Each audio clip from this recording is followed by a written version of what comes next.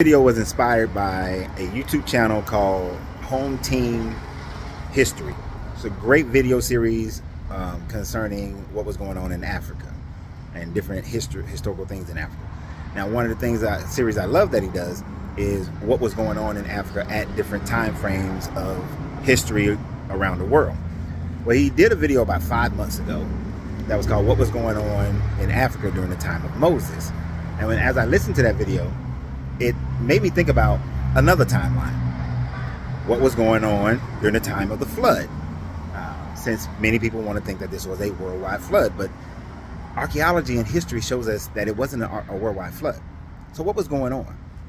Far away from the flood, around 2400 BCE, you have the beginning of the Dangjin dynasty, which ruled for 2,000 years in North Korea.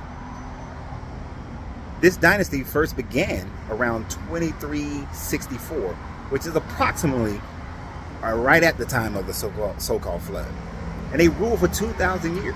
So how does Noah's children create the Korean people if these people began their dynasty in and around the exact same time?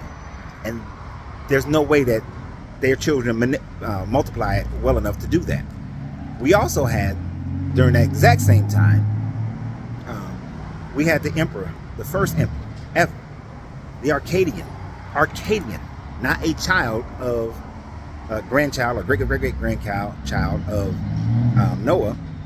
Sargon the Great began his conquest of this area of Sumer, creating the Akkadian Empire. The first emperor happened exactly at that exact same time frame. So how could a worldwide flood have happened if this man was out conquering multiple nations in Mesopotamia? And that ended the third dynasty of Mesopotamia during that time frame. It was ended during that time frame. How do we have the end of an Egyptian pharaoh, I think it's Ursha or something like that, and the beginning of the next one during that same time frame? How do we have the people of the Czech Republic initiate their civilization and building cities at that exact same time frame? At that exact same time frame, we had the beginnings of what would later on become the Suez Canal through the widening of the Nile River. At that same time, you see, too many other world events were going on at the exact same time of this flood all over the world, which would negate any worldwide flood and the possibility of 6 people repopulating an earth while civilizations were being built at the same time around the world. It never happened. It was localized.